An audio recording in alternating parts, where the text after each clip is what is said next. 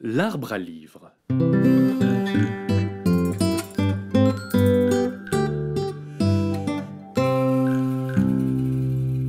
Julie habite dans un petit village loin de tout. Et ce qu'elle aime, par-dessus tout, c'est les histoires. Chaque soir, elle insiste, elle veut que ses parents lui racontent une histoire. Et ses parents, eh bien, ils aiment bien lui raconter des histoires. Du moins, ils aimaient bien. Car depuis quelque temps, ils sont fatigués. Il faut dire qu'ils s'épuisent au travail. La vieille Jojo dirige ce village d'une main de fer, et elle veut toujours plus de travail et toujours moins d'amusement. Ainsi, la journée, les parents de Julie travaillent sous les ordres de la vieille Jojo. Encore, plus vite, plus fort. Encore, plus vite, plus fort. Et le soir, quand il rentre, « Papa, maman, je peux avoir une histoire ?» Oui. Alors, c'est l'histoire d'une petite fille qui s'habillait tout le temps de rouge, si bien que le village l'appelait Petit Chaperon Rouge. Un jour, etc., etc. Et le lendemain, les parents de Julie se remettaient au travail. Encore, plus vite, plus fort. Encore, plus vite, plus fort. Et le soir, quand il rentre, « Papa, maman, je peux avoir une histoire ?» Oui, alors, c'est l'histoire d'une fille qui s'habillait de rouge, donc le village l'appelait Petit Chaperon Rouge, etc., etc. Et le lendemain, les parents de Julie se remettent au travail. Encore, plus vite, plus fort. Encore, plus vite, plus fort. Et le soir, quand il rentre, « Papa, maman, une histoire !» Oui, c'est l'histoire d'une fille qui s'habillait et le village l'appelait Chaperon. Et il travaille. Encore, plus vite, plus fort. Une histoire ? Oui, c'est l'histoire d'une fille qui s'habille et le village l'appelait. Encore, plus vite, plus fort. Une histoire ? C'est d'une fille, le village. Encore, plus vite, plus fort. Une histoire ? Oui, c'est fille, le village. Encore, plus vite, plus fort. Une histoire ? C'est... Et ce jour-là, il ne reste plus qu'un seul mot dans l'histoire de ses parents épuisés. C'est... Et ce petit « c'est » s'échappe de la bouche de ses parents et, happé par le vent, s'envole par la fenêtre. Et son papa et sa maman, lessivés, s'endorment sur place.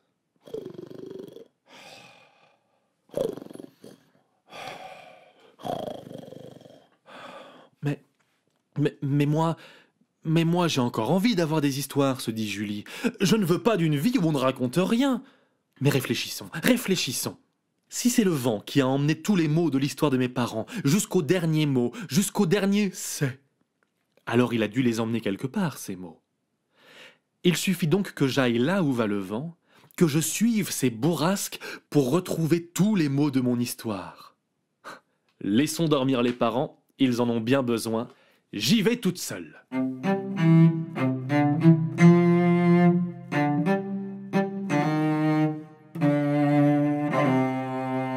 Alors Julie s'est équipée pour partir à l'aventure et suivre le vent. Mais comme elle avait quand même un peu peur, elle a mis, au fond de sa poche, bien caché, le petit noyau de cerise qu'elle avait sous son oreiller. Ah oui, parce que je vous ai pas dit. Dans ce pays, en ce temps-là, si les enfants faisaient des cauchemars la nuit, on mettait sous leur oreiller un noyau de pêche, ou de cerise, ou d'abricot, pour que les cauchemars qui flottent dans les airs comme des poissons de nuit aillent dans le noyau plutôt que dans la tête de l'enfant. Ces petits noyaux devenaient vite un peu comme des porte-bonheur ou des doudous pour les enfants. Bref, Julie, elle, sous son oreiller, elle avait un noyau de cerise, et elle prend donc ce petit noyau de cerise qu'elle enfonce bien caché au fond de sa poche, et la voilà partie sur les chemins. Et elle marche, elle marche, elle marche. Elle traverse de grandes plaines vallonnées, recouvertes de fleurs de toutes les couleurs que butinent des milliers d'abeilles. Mais le vent ne s'arrête pas ici, alors elle non plus. Elle continue. Elle marche, elle marche, elle marche. Elle traverse des forêts sombres et épaisses, au sol recouvert de champignons comme des petits lutins. Mais le vent ne s'arrête pas ici, alors elle non plus. Elle continue. Elle marche, elle marche, elle marche. Elle traverse des déserts brûlants, avec leurs océans de dunes de sable aveuglants, et les fennecs aux grandes oreilles, qui, curieux, la regardent passer. Mais le vent ne s'arrête pas ici, alors elle non plus. Elle continue. Elle marche, elle marche, elle marche. Elle embarque sur un bateau pour traverser la mer. Elle zigzague entre les vagues noires où dansent des méduses phosphorescentes. Mais le vent ne s'arrête pas ici, alors elle non plus. Elle continue. Elle marche, elle marche, elle marche. Et elle arrive devant une montagne gigantesque. Oh! Il va falloir l'escalader, mais elle n'hésite pas un seul instant. Elle avance, lentement mais sûrement, sur les cailloux traîtres qui roulent sous sa chaussure. Et là, elle voit, elle entend, au loin, le petit « c'est » de l'histoire de ses parents, ce petit mot qui vole, porté par le vent. Elle n'est pas loin. Et Julie suit le vent jusqu'à une grande caverne, où le petit « c'est » s'est engouffré. Et où le vent semble rentrer, où tous les vents du monde semblent rentrer. Elle a un peu peur, mais elle n'a pas fait autant de chemin pour repartir. Alors, elle s'enfonce sous la terre. Le vent qui vient dans son dos semble la pousser vers les profondeurs, mais elle tâche d'avancer lentement, prudemment. Sa lampe de poche balaye les murs de pierre, et elle n'entend que le vent qui souffle par bourrasque. Mais, petit pas par petit pas, elle finit par arriver au fond de la grotte, où le vent tourbillonne et repart parfois par d'autres galeries de pierre pour ressurgir sûrement de l'autre côté du monde. Son histoire doit être ici. Julie tend l'oreille. Au début, elle pense n'entendre que le vent, mais au bout d'un moment, en se concentrant bien, en cherchant le petit « c'est » dont elle connaît le son, elle finit par le retrouver, ballotté par le vent. Il est là, et tout le reste de l'histoire est là aussi. C'est l'histoire d'une petite fille qui s'habillait tout le temps de rouge, si bien que tout le monde l'appelait Petit Chaperon Rouge. Un jour, etc., etc. Mais ce n'est pas la seule histoire que le vent a amenée ici. Julie tend de nouveau l'oreille. Une famille de bûcherons très pauvres avait 7 enfants, et le plus jeune n'était pas plus grand que le pouce. Oh, et d'autres histoires, encore, là-bas. Il y avait une grand-mère, une vieille grand-mère qui habitait à la campagne et qui avait décidé un jour de faire son gâteau préféré. Et son gâteau préféré, c'est le pain d'épices. Et là, encore d'autres. Baba Yaga n'a qu'une seule dent. C'est sans doute ça qui l'a rendue si méchante. Et d'autres histoires, et d'autres histoires, et d'autres histoires. Oh, c'est une cacophonie, un vacarme monstre, un véritable brouhaha dans la caverne, entre le vent qui tourbillonne et les centaines d'histoires qui harcèlent les oreilles de Julie comme des mouches. Elle a beau se boucher les oreilles, rien n'y fait, le vacarme est assourdissant. Alors elle attrape le petit noyau de cerise au fond de sa poche et elle le brandit en l'air en criant « Taisez-vous » et le noyau de cerise emprisonne toutes les histoires, et même le vent de la grotte. La caverne est désormais complètement silencieuse. Le noyau vibre un instant, il faut dire qu'il est bien rempli, puis se calme et redevient immobile. Julie est ravie. Elle a toutes les histoires qu'elle était venue chercher, et même plus. Alors Julie rentre chez elle. Elle redescend de la montagne avec ses cailloux. Elle retraverse la mer et ses méduses, le soleil brûlant et ses fennecs, les forêts sombres et leurs champignons, les plaines vallonnées et leurs abeilles, et revient enfin dans son village. Ses parents, tellement fatigués, ne s'étaient même pas rendus compte qu'elle était partie, mais la vieille Jojo la regarde rentrer d'un air suspicieux. Alors, pour ne pas que la vieille trouve son noyau secret, Julie va dans sa chambre, ferme la porte à double tour, clic-clac, creuse un petit trou dans la terre qu'il y a au sol chez elle, y dépose le noyau et rebouche le trou. Ici, personne ne viendrait chercher.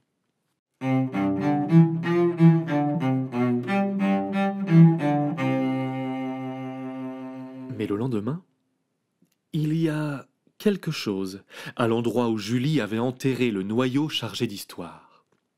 Il y a une toute petite pousse, verte comme un bébé brin d'herbe, qui pousse timidement sur le sol de sa chambre. Il est si mignon.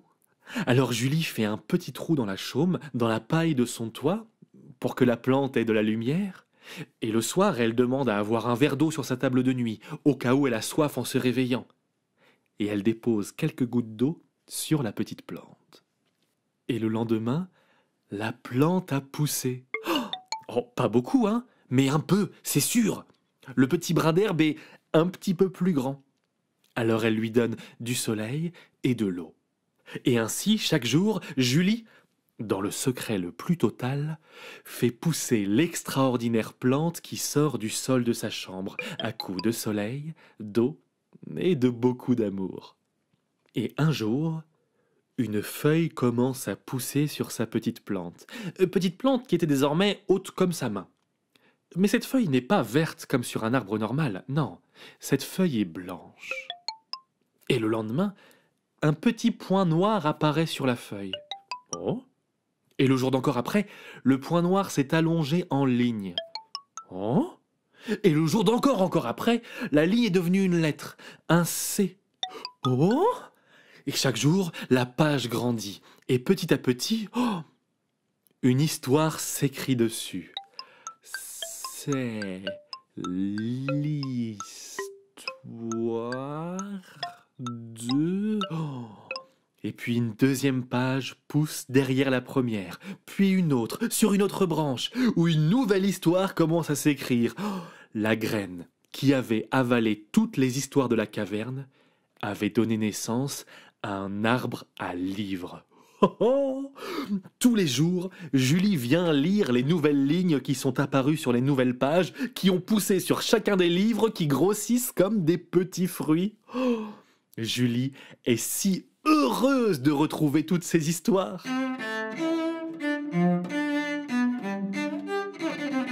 Mais un soir, alors qu'elle est en train de se contorsionner sur le sol de sa chambre pour lire un nouveau livre qui avait poussé à l'envers, elle entend une voix derrière elle, une voix qui fait « Mais qu'est-ce que c'est que ça ?»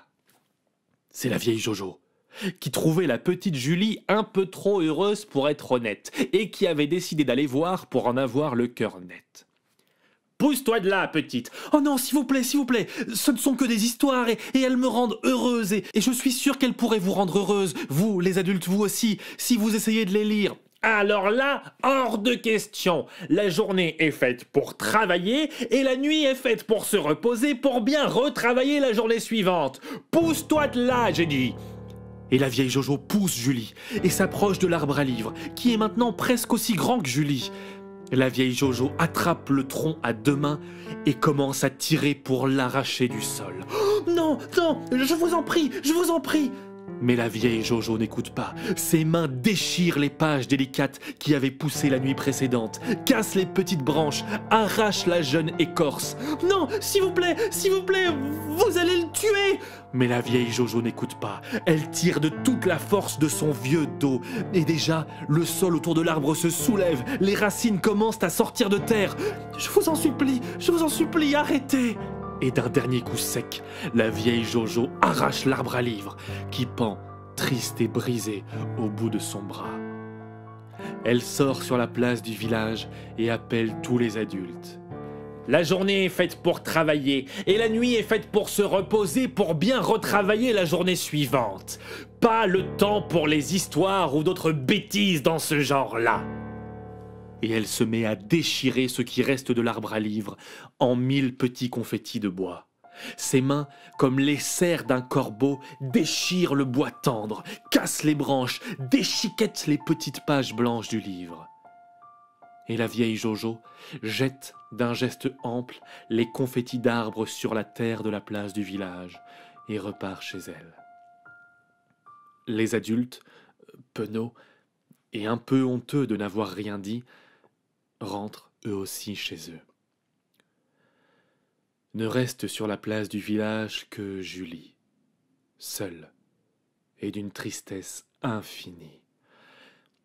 Elle est si triste que la tristesse déborde de son cœur pour arriver dans ses yeux et elle commence à pleurer. Mais elle est encore plus triste que ça. Elle est si triste que la tristesse déborde de ses yeux pour arriver dans le ciel et il commence à pleuvoir. Des grosses gouttes, lourdes de peine, qui s'écrasent sur la terre du sol, à côté des morceaux d'arbres. Le cœur et le ciel sont liés. C'est pour ça que les mots pleurer et pleuvoir se ressemblent tant. Elle est restée longtemps, Julie, debout sous la pluie, au milieu de ce qui est bientôt devenu un champ de boue, trempé jusqu'aux os. Et puis la fatigue a été plus forte que sa tristesse, et elle est partie se coucher.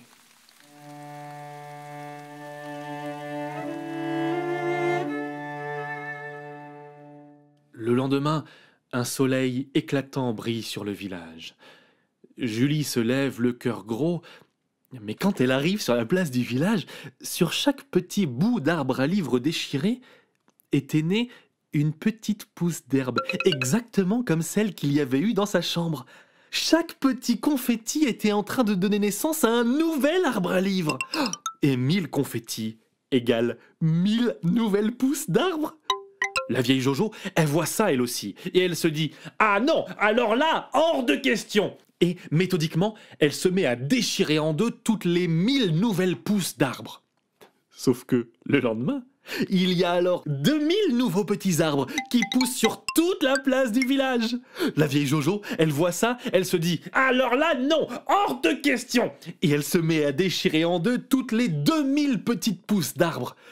Sauf que hier, en déchirer 1000 lui avait déjà pris toute la journée. Et là, il y en a 2 fois plus. Alors quand elle va se coucher le soir, la vieille Jojo, il en reste plein qu'elle n'a pas encore arrachés. Sauf que le lendemain, tous les petits arbres qu'elle a arrachés se sont multipliés par 2, et tous ceux qu'elle n'a pas eu le temps d'arracher ont grandi et demandent plus d'efforts pour les extraire du sol. « Aidez-moi, imbécile, au lieu de me regarder avec vos yeux de merlan frits !» éructe-t-elle aux adultes qui la regardent, amusés. Mais personne ne vient l'aider.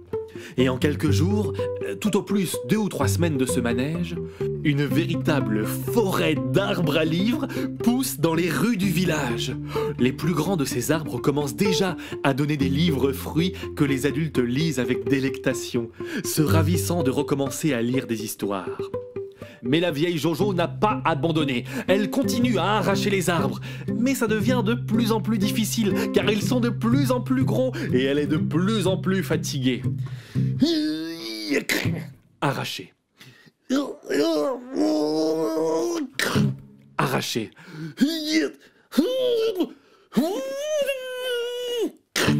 Arracher.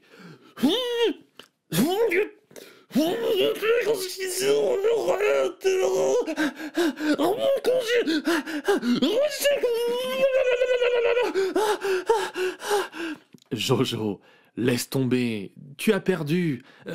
On aime bien lire des histoires, et on va continuer à en lire et à en raconter.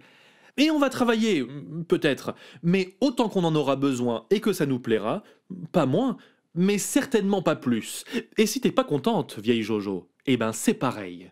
Ton règne est terminé. Ah, et je... Avait-elle bien le choix? La vieille Jojo a bien dû reconnaître qu'elle avait perdu. Et le village lentement reprenait vie. Mais que faire de tous ces arbres? Si on ne faisait rien, Bientôt, il ne resterait plus rien du village qui serait complètement avalé par la forêt. Mais là encore, Julie avait une idée. Lentement, délicatement, en s'y mettant à plusieurs, on a déraciné certains des arbres à livres, en faisant bien attention à ne pas abîmer les racines, à ne pas les tuer. Et on les a offerts aux villages voisins. Ils étaient ravis du cadeau. Et quand tous les villages voisins ont eu leur arbre à livres, on a commencé à en offrir aux villes plus lointaines, plus lointaines. Bientôt dans tout le pays, même au-delà, chaque village avait son arbre à livres qui les fournissait en histoire.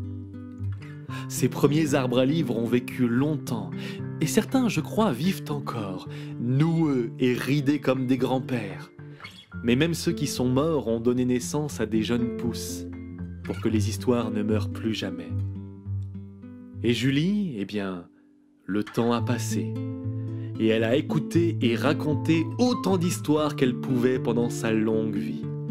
Elle a voyagé de par le monde pour récolter des histoires du monde entier, dans des petits noyaux qu'elle plantait ici et là, au gré de ses aventures. Et quand ses cheveux sont devenus aussi blancs que les pages de ses livres qu'elle aimait tant, eh bien, elle est morte, et elle est devenue une histoire à son tour. Tous les arbres à livres du monde ont pleuré une unique goutte de sève ce jour-là. Et depuis, pousse parfois sur les branches les plus ensoleillées un livre-fruit qui raconte l'histoire de Julie et de l'arbre à livres, l'histoire de la petite fille qui a sauvé les histoires.